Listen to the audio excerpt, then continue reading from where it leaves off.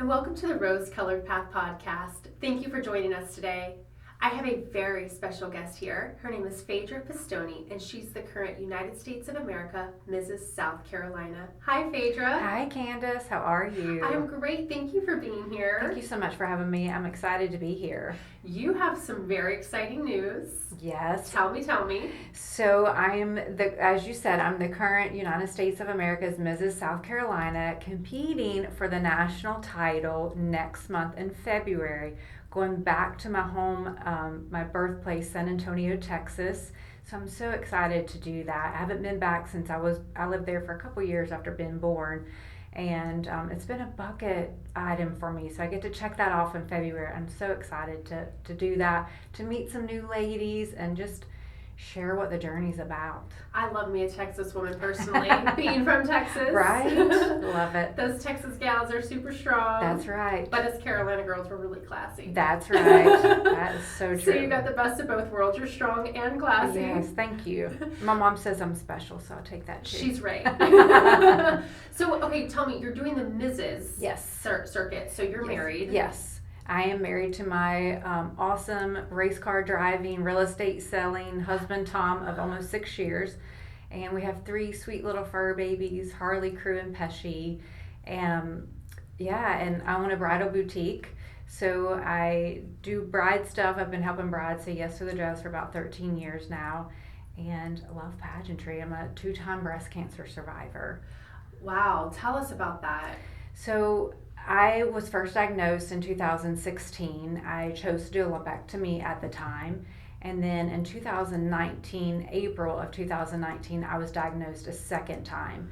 I did a double mastectomy in May of 2019 and just been on the path of trying to turn that pain into a purpose and to advocate for breast cancer awareness. Early detection saved my life twice. And, I want to share that message. Let ladies know, even men, do your self-checks. Get your mammogram. For me, there was no family history. I was under the age of 40 to have the mammogram. So I found it by doing the self-check and then, doing early detection with mammography. So thankfully I'm here and I'm happy to say I'm cancer-free. Yes. Yes, that is such a refreshing word to say. So, yeah. So tell me, since you have gone through your own cancer journey, you have started putting and implementing a lot of things for others and being a voice for others. Can you tell me a little bit about that? Yeah, I actually just started my own initiative. It's called Build a Box for Breast Cancer. I started that after I actually got a bunch of stuff going through my treatment from various people, friends and family, that I used some of the stuff, but some of the stuff I didn't. And I know that after going through treatment, you're a little different. You kind of get down on yourself every once in a while, and thought, why not put this cheerful box together to lift someone's spirits that's either in the journey, that's out of the journey, whether they're in the Carolinas or not. I've sent them all the way to the West Coast now. So I've started the Build-A-Box, and then also I'm the face of Charlotte Radiology's mobile mammogram bus, which is a huge honor for the Carolinas. Cool. Yes, it's amazing. Wow. So tell me, what is this mammogram mobile bus? So if you can't go into the office, this mobile mammogram bus does different events throughout the year. And they set the mammogram bus up. It's just like going into the office, but it's mobile and it's amazing. Like, they have the 3D technology, which I highly recommend ladies to get that mammogram, is always do 3D. But it's just mobile. You go out there and get it done. So no excuses not to go into the office. They're really trying to push for women to have the opportunity to get that mammogram where they can visit the office or not, which is amazing.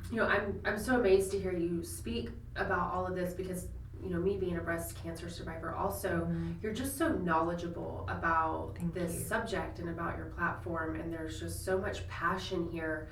And, one of the biggest things for me was, when I was diagnosed, just what do you do with life?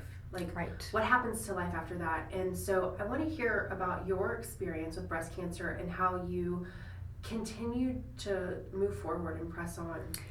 For me, it's setting a goal, having something to look forward to, And one of the things that helped me the first time that I was diagnosed is to be in a pageant. I know that probably sounds crazy, but it honestly helped me get out of that funk because I knew, like, sharing my story and my pain, that's why I say turning my pain into a purpose.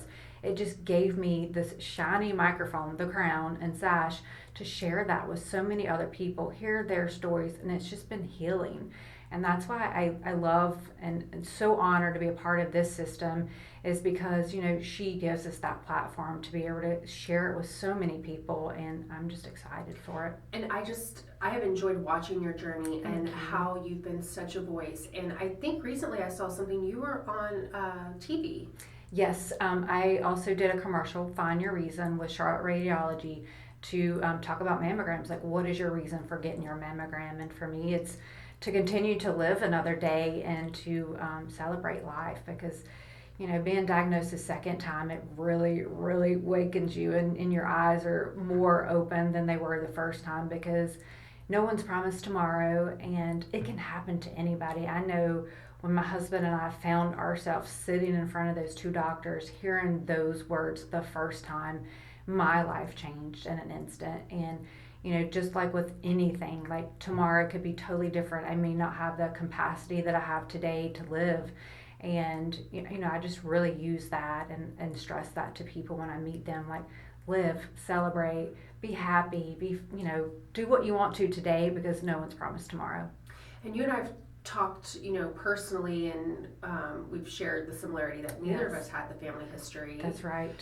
And so, when you're sitting there in front of the doctors and they tell you this and you're completely blown away because it's not something that you really had on your radar. That's right. How do you accept that? How do you move forward in acceptance?